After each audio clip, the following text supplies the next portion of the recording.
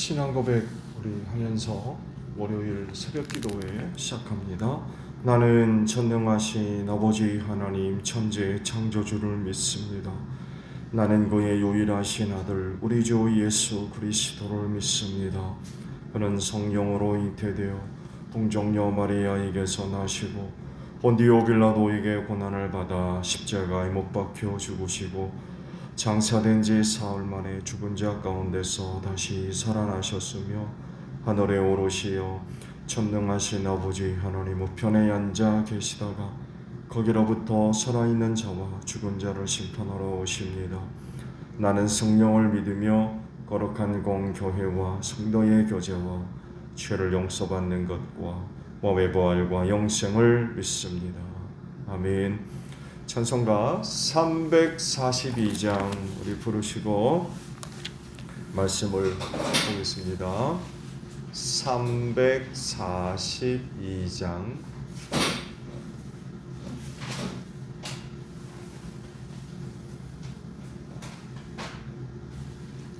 찬송가 342장 부르시고 말씀을 보죠.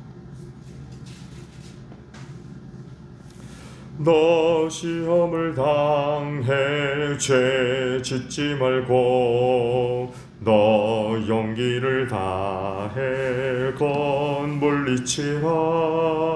너 시험을 이겨 새 힘을 얻고 주 예수를 믿어 늘 승리하라. 우리 구주의 힘과 그의 위로를 빌라. 주님 내 편에 서서 항상 도우시리. 내 친구를 삼가 잘 선택하고 너 헌행을 삼가 늘 조심하라. 너 열심을 다해 늘 충성하고 온 정성을 다해 주 봉사하라. 우리 구주의 힘과 그의 위로를 빌라. 주님 내 편에 서서 항상 도우시리. 잘 이기는 자는 상 받으리니 너 낙심치 말고 늘 전진하라. 내 구세주 예수 힘 주시리니 주 예수를 믿어 늘 승리하라. 우리 구주의 힘과 그의 위로를 빌라. 주님 내 편에 서서 항상 도우시리. 마태복음 4장 1절에 있는 말씀입니다. 마태복음 4장 1절로 11절까지예요. 그 즈음에 예수께서 성령에 이끌려 광야로 가셔서 악마에게 시험을 받으셨다. 예수께서 밤낮 40일을 금식하시니 시장하셨다. 그런데 시험하는 자가 와서 예수께 말하였다. 네가 하나님의 아들이거든 이 돌들에게 빵이 되라고 말해보아라.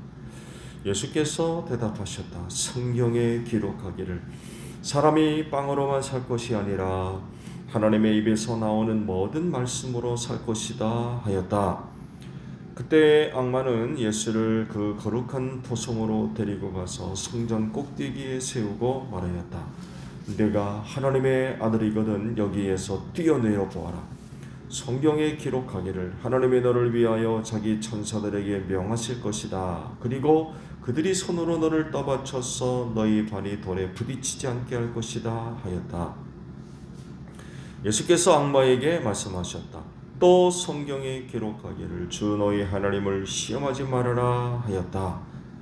또다시 악마는 예수를 높은 산으로 데리고 가서 세상의 모든 나라와 그 영광을 보여주고 말하였다.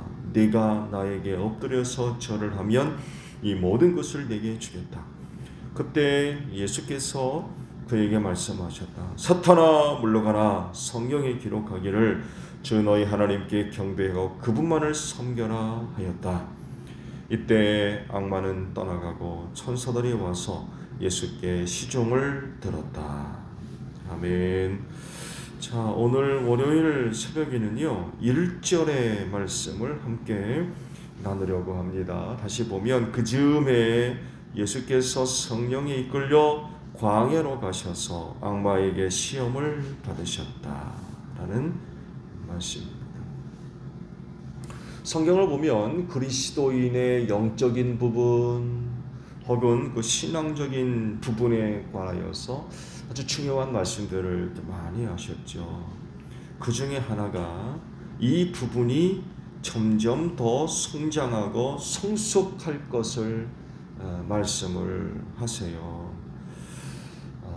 굳건한 믿음, 굳건한 믿음. 또 하나님의 전신갑주를 입은 영적으로 무장된 이런 상황들. 또 깨어 있어라. 영적으로 깨어 있어야 된다. 이런 부분들이 있죠. 왜 이런 말씀을 하실까요? 그리스도인의 영적인 부분과 신앙적인 부분이 이렇게 돼야 된다고 이제 말씀을 하시는데 이유가 어디 있을까요? 사탄의 세력들 때문에 그렇죠. 사탄의 세력들이 강하게 역사를 하기 때문입니다. 이들과 맞서려면, 이들을 대적하려면 영적인 상태, 신앙적인 상태가 이렇게 돼야 된다는 거죠.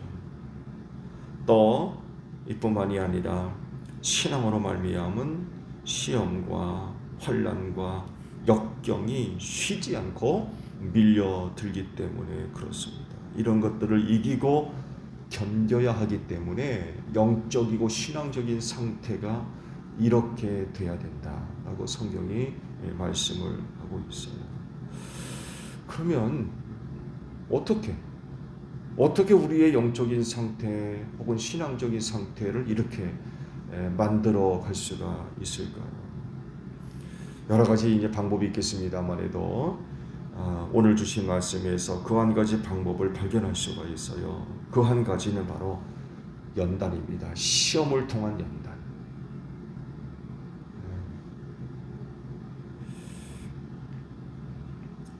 예수님이 공생애를 시작하기 전에 하신 일이 하나 있었어요.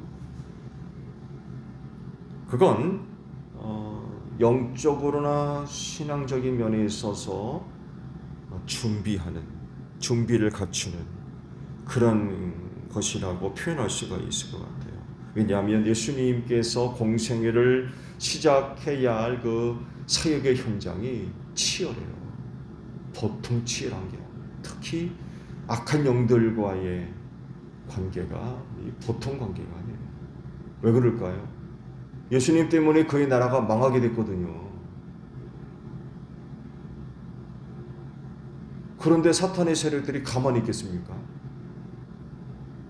절대로 가만히 있지 않죠. 어떻게든 예수를 넘어뜨리려고, 망하게 하려고.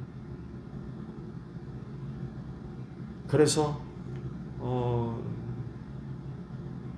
약한 영들과 이거 영적인 싸움에서 승리해야 되잖아요. 그 사역의 현장이 너무나도 치열한 거죠. 또한 예수님을 대상으로 해서 악한 세상이 조직적으로 저항을 하죠. 대적하고. 그렇죠? 근데 그 아이러니하게도 그 적대 세력이 누굽니까? 유대교회죠. 유대 종교 지도자, 사두개인들과 바리새인들, 누구보다도 하나님을 잘 알고 섬긴다고 하는 그 사람들이 사탄의 앞잡이가 돼가지고 예수를 아주 조직적으로 대적을 하거든요.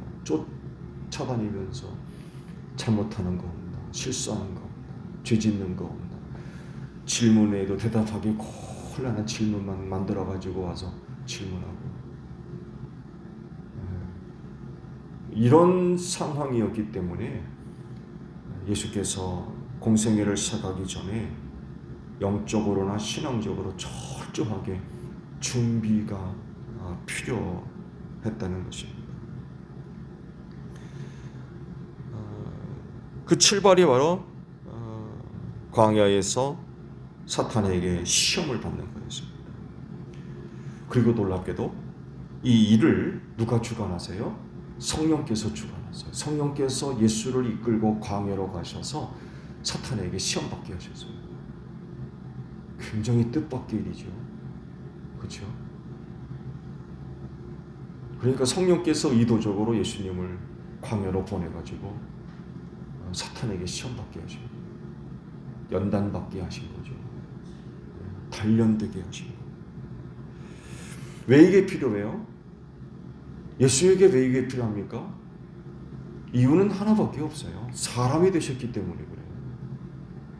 하나님은 사탄에게 시험을 안 받으시거든요. 그래서 어디 사탄이 하나님을 시험합니까? 이건 뭐 절대로 일어나는 일이 아니죠. 근데 그 하나님이 사람의 몸을 입으시고 우리 가운데 오니까 한계가 있거든요. 연약하고 부족하고. 근데 이걸 가지고 이제 사탄이 시험한 거예요. 인간 예수를 시험한 거죠. 하나님을 시험할 수는 없는데 사람이 되시니까 이제 찾아와가지고 이제 시험을 한 거죠. 영적으로 신앙적으로 이제 사탄을 통해서 연단받게 하셨던 거죠. 단련받아서 더 성장하고 성숙하게 이제 만드신 거죠. 그리고 그렇게 되셨죠.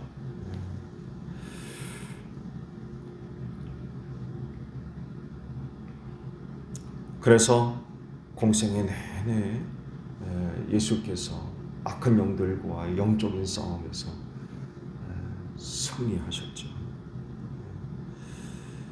악한 영으로부터 시작된 모든 유혹과 미혹 모두 승리하셨죠. 한 번도 악한 영들과의 대결에서 지지 않으셨어요. 전부 승리하셨습니다. 그 악한 영들이 예수를 넘어뜨리려고 순간순간 찾아오잖아요. 대표적인 예가 바로 베드로죠. 예수의 고난과 죽음과 부활에 대한 말씀을 하니까 베드로가 예수님을 따로 불러다가 대들었잖아요. 대들었다고 했어요. 절대로 이런 일이 일어나면 안 된다고. 주님 뭐라 하십니까? 사탄아 불러가라 그랬어요. 베드로를 통해서 누가 역사한 거예요? 사탄이 역사한 거죠.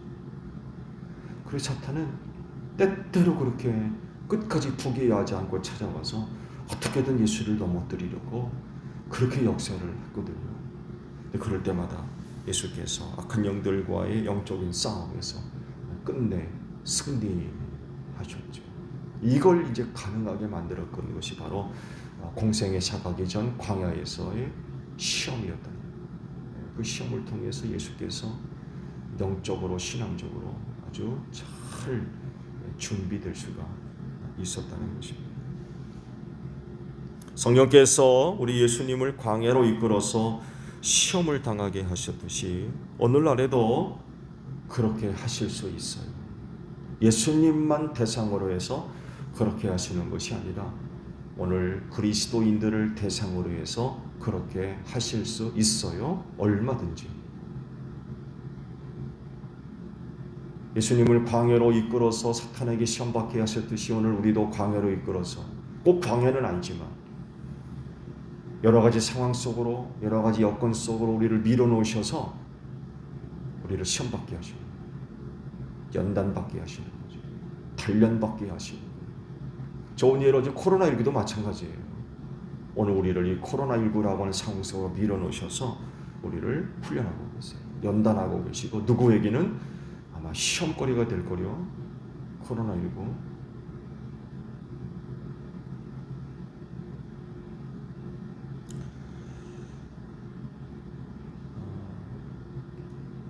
그래서 이런 것들을 시험의 유익이다 라고 이야기를 하는 겁니다. 성령의 선한 의도가 있기 때문에 그래요. 망하게 하려고 우리를 그렇게 하시는 거 아니라 우리 영적이고 신앙적인 부분들을 단련받게 하시고 연단시키기 위해서 혹은 준비하게 하기 위해서 그런 그 일들을 하신다는 거예요. 그렇기 때문에 그리스도인은 이런 시험을 잘 받아야 돼요. 잘 받아야 됩니다. 그렇게 해서 연단받아서 정금 같은 그런 신앙, 흔들리지 않고 변하지 않으며 무너지지 않고 그런 그 시험들을 통하여서 한 단계 더 성장하고 성숙하며 깨어있고 무장돼가는, 준비돼가는 이런 그 모습들이 있어야 된다는 그런 그 사실입니다. 그래서 시험 때문에 시험에 드는 일이 없어야 돼요. 시험 때문에 시험에 드는 일이 없어야 돼요. 낙심하는 일 없어야 돼요. 더욱이 죄 짓는 일은 없어야 돼요. 더더욱이 시험 때문에 죄 짓는 일 없어야 돼요. 시험 있다고 하면 견디면서 신앙을 지켜야 되고 죄의 유혹을 물리쳐야 됩니다. 그렇게 하고 나면 분명히 영적으로나 신앙적인 이전보다 훨씬 더 성장하고 성숙돼 가는 그런 그 은혜를 얻게 될 줄로 믿습니다. 그리고 이런 모습으로 주님의 뜻을 성취하며 또 이를 위해 우리가 쓰임 받을 수가 있고 하나님께 영광 돌릴 수가 있는 줄로 믿습니다. 그리스도인에 대한 성령님의 그 계획 중에 광야로 이끌어서 시험받게 하는 일이 잡혀 있을 수 있어요.